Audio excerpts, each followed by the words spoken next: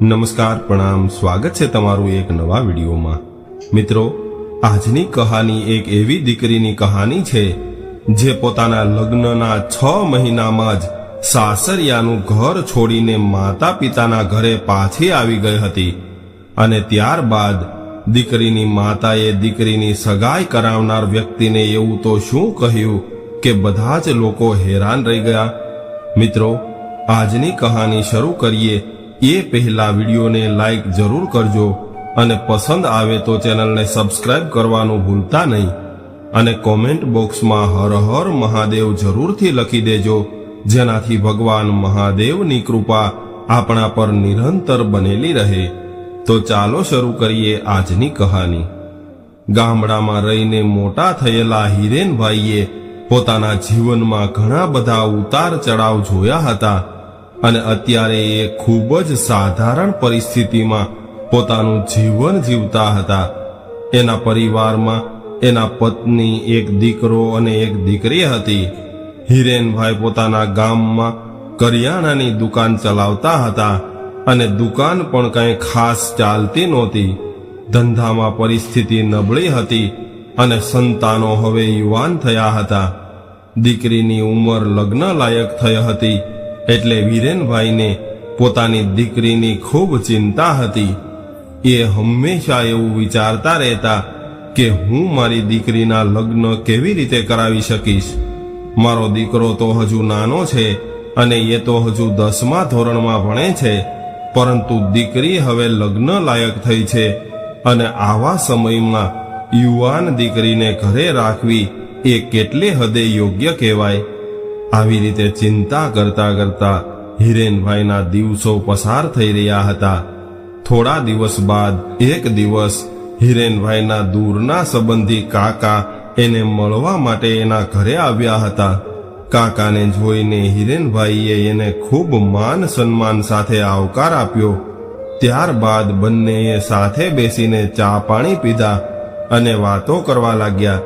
ત્યારે હિરેનભાઈએ એના કાકાને કહ્યું કે કાકા, મારે મારી દીકરીના લગ્ન કરાવવા છે, પરંતુ અત્યારે મારી પાસે પૈસાની કોઈ સગવડ નથી અને આવી પરિસ્થિતિના લીધે મને ખૂબ જ ચિંતા થયા કરે છે કે કેવી રીતે હું મારી દીકરીનો પ્રસંગ પાર પાડી શકીશ।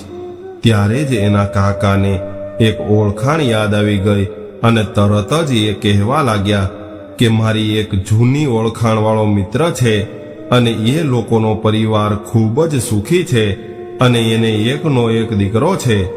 મારે એ લોકો સાથે 2 મહિના પહેલા વાત થઈ હતી, ત્યારે એ એવું કહેતા હતા કે અમારા દીકરાએ ભણતર પૂરું કરીને અમારા ધંધાની બધી જ જવાબદારી સંભાળી લીધી છે અને એ છોકરો દેખાવમાં પણ ખૂબ સારો છે અને અહીંયા સુરતમાં જ રહે છે।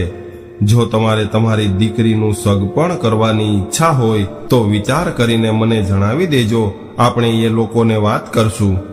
હવે 2 દિવસ વિચાર કર્યા બાદ હિરેનભાઈ અને એના પત્ની કાકાના ઘરે જઈને કહેવા લાગ્યા કે કાકા, આપણે પહેલા છોકરો જોઈએ, એનું ઘર અને ધંધો જોઈએ, ત્યારબાદ સગાઈની વાત આગળ વધારશું। એટલે એના કાકાએ કહ્યું કે કંઈ વાંધો નહીં, ચાલો આપણે એના ઘરે જઈએ। ત્યારબાદ કાકા હિરેનભાઈ અને એના પત્નીને છોકરાવાળાના ઘરે લઈ ગયા। ઘર અને ધંધો જોયા બાદ એકબીજાના ઘરે છોકરા છોકરીને જોવાનું નક્કી થયું। હવે દીકરા દીકરીએ પણ એકબીજાને પસંદ કરી લીધા એટલે થોડા જ દિવસોમાં સગાઈ નક્કી કરી નાખી। સગાઈ થયા બાદ ધીરે ધીરે સમય વીતવા લાગ્યો અને 2 મહિના વીતી ગયા। 2 મહિના બાદ એના લગ્ન નક્કી થયા। લગ્નનું નક્કી કરતા હતા ત્યારે જ હિરેનભાઈએ ચોખ્ખું જણાવી દીધું હતું કે મારી પાસે અત્યારે આર્થિક સગવડતા ઓછી છે, એટલે હું મારી દીકરીના ખૂબ સાદાઈથી વિવાહ કરાવવા માંગુ છું। હિરેનભાઈની આવી વાત સાંભળીને વેવાઈએ તરત જ કહ્યું કે હિરેનભાઈ, તમારે કોઈ પણ પ્રકારની ચિંતા કરવાની કોઈ જરૂર નથી। અમે લોકો જે પાર્ટી પ્લોટમાં રિસેપ્શન રાખવાના છીએ એ પાર્ટી પ્લોટ અમે સવારથી જ બુક કરાવી લઈશું અને કેટરસ વાળો પણ અમારો આવી જશે। તમારે તો ફક્ત જાનમાં આવતા હોય એવી રીતે તૈયાર થઈને ત્યાં પહોંચી જવાનું છે। બાકી બધું અમે સંભાળી લઈશું. આવું સાંભળીને હિરેનભાઈનો આખોય પરિવાર ખૂબ ખુશ થઈ ગયો અને હિરેનભાઈ વિચારવા લાગ્યા કે આવા સગા તો અમુક ભાગ્યશાળી વ્યક્તિને જ મળે છે, જે પોતાના સગાની તકલીફોને સમજી શકે છે. ત્યારબાદ ખૂબ જ હરખથી હિરેનભાઈએ દીકરીના લગ્ન કરાવ્યા. લગ્ન બાદ દીકરી એના સાસરિયામાં જતી રહી અને એના સાસરિયામાં ખૂબ આનંદથી રહેવા લાગી. દીકરીનું સાસરિયું ખૂબ જ સમૃદ્ધ હતું, એટલે ઘરમાં કામ પણ ખાલી રસોઈ પૂરતું જ કરવાનું હતું. બાકીના બધા જ કામ તો અલગ અલગ નોકરો કરતા હતા. હવે ધીરે ધીરે સમય વીતવા લાગ્યો અને હિરેનભાઈના પત્ની દર 2 દિવસે દીકરીના ઘરે જવા લાગ્યા. દીકરીના ઘરે જઈને એ 2-3 કલાક સુધી બેસતા હતા અને ક્યારેક ક્યારેક દીકરી સાથે એકાંતમાં વાત કરવા માટે એના રૂમમાં જઈને દીકરી પાસે બેસતા અને દીકરીના ઘરની રીત રસમ જાણતા રહેતા અને એમાં કોઈને કોઈ ખામી કાઢીને દીકરીને આડું અવળું શીખવાડતા રહેતા. પોતાની માની આવી શિખામણ થોડા દિવસ સુધી તો દીકરીને કંઈ સમજમાં ન આવી, પરંતુ થોડા સમય બાદ દીકરી પણ એની મમ્મી કહેતી એમ કરવા લાગી અને ત્યારબાદ દીકરીના ઘરમાં કજિયા કંકાસ ચાલુ થઈ ગયા અને ઘરનું વાતાવરણ બદલાઈ ગયું. આવું બધું બદલાયેલું વાતાવરણ જોઈને હિરેનભાઈના વેવાએ વિચારવા લાગ્યા કે કદાચ ઘરમાં નવી વહુ આવી છે એટલે આવું બધું થઈ રહ્યું હશે. થોડા દિવસોમાં બધું જ શાંત થઈ જશે અને વહુ પણ 2-5 મહિનામાં બધું સમજવા લાગશે. વહુ સમજી જશે એટલે બધી જ માથાકૂટ બંધ થઈ જશે. પરંતુ એવું થવાના બદલે ઘરમાં કજિયા કંકાસ વધવા લાગ્યા અને એક દિવસ હિરેનભાઈના પત્ની એની દીકરીના ઘરે આવ્યા અને દીકરીને પોતાની સાથે લઈ ગયા અને એવું કહેતા ગયા કે તમે લોકો મારી દીકરીને ખૂબ હેરાન કરો છો, એટલે હું એને તેડવા આવી છું અને આજે તો હું એને મારી સાથે જ લઈ જવાની છું. ત્યારબાદ દીકરી એની માતા સાથે પોતાના પિયરમાં જતી રહી અને હવે 8 દિવસ વીતી ગયા હતા, પરંતુ વહુના કોઈ સમાચાર ન આવ્યા. એટલે વેવાઈએ હિરેનભાઈના કાકાને ફોન કર્યો, જે કાકાએ આ સગાઈ કરાવી હતી. ત્યારબાદ વેવાઈએ ફોન પર બધી વાત જણાવી. એટલે કાકાએ વેવાઈને હિંમત આપીને કહ્યું કે વેવાઈ, તમે ચિંતા ન કરો, એ મારી દીકરી છે અને મેં તમારા ઘરમાં આપી છે.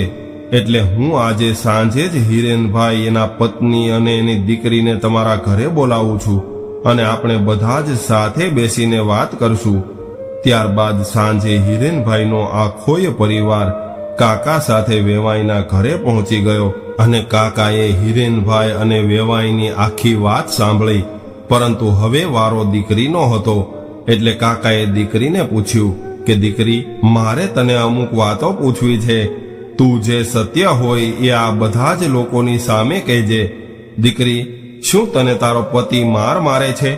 શું તારા પર એ કારણ વગર જ ગુસ્સો કરે છે? શું તને ઘરના બીજા કોઈ લોકો પરેશાન કરે છે? શું આ ઘરના લોકો તને દહેજ લાવવાનું દબાણ કરે છે? શું તને અહીંયા કોઈ ખાવા પીવાની ના પાડે છે? શું આ લોકો તને તારા માટે નવા કપડાં વગેરે લેવાની ના પાડે છે? શું આ ઘરમાં કોઈ પણ વ્યક્તિ તારી સાથે અપમાનજનક વર્તન કરે છે? આવું બધું કાકા એકદમ શાંતિથી દીકરીને પૂછી રહ્યા હતા અને દીકરી ખૂબ શાંતિથી સાંભળી રહી હતી. થોડી વાર વિચાર કર્યા બાદ દીકરીએ એવું કહ્યું કે કાકા, તમે જે કંઈ પૂછ્યું છે એવું કંઈ પણ નથી. ત્યારે બધું જ જાણી ગયેલા કાકાએ હવે હિરેનભાઈની પત્નીને પૂછ્યું કે તમે રાત્રે દહીં બનાવવા માટે દૂધ મેળવો છો કે નથી મેળવતા? ત્યારે હિરેનભાઈની પત્નીએ કહ્યું કે હા કાકા, હું રોજ દહીં મેળવું છું.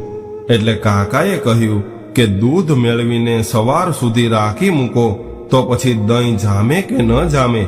એટલે તરત જ હિરેનભાઈના પત્નીએ જવાબ આપ્યો કે હા કાકા, દહીં તો જામે જ ને.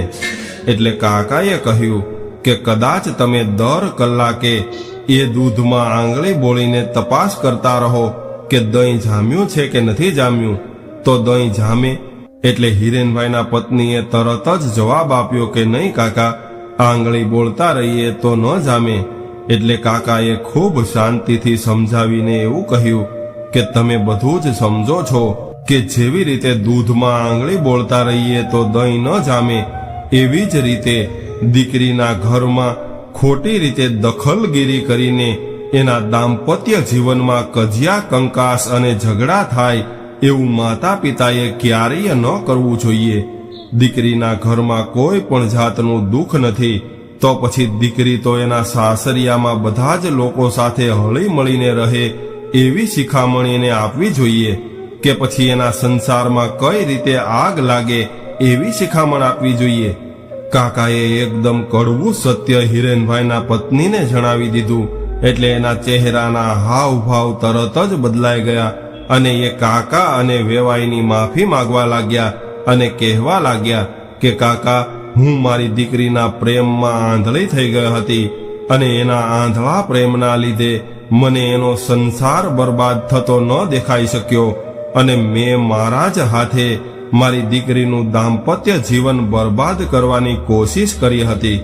પરંતુ આજે મને સત્ય સમજાઈ ગયું છે કે મેં કેટલી મોટી ભૂલ કરી હતી. મારે તો મારી દીકરીને સારી શિખામણ આપવી જોઈએ. એના બદલે મેં તો એના ઘરમાં આગ લાગે એવું શીખવાડ્યું હતું. પરંતુ આજે મને સમજાઈ ગયું છે કે દીકરીના વિવાહ બાદ એના સાસરિયામાં કારણ વગર જ વારે વારે ન જવું જોઈએ અને કારણ વગર જ રોજ રોજ એને ફોન કરીને સલાહ સૂચન ન આપવું જોઈએ. એને એના સાસરિયાના લોકો સાથે હળી મળીને રહેવા દેવી જોઈએ.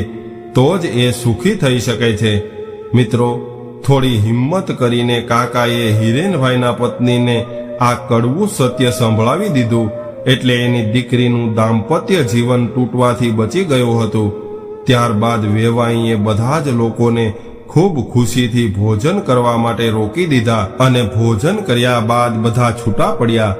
હવે દીકરીને પણ બધું સમજાઈ ગયું હતું કે મારા સુખી દાંપત્ય જીવનનું રહસ્ય શું છે.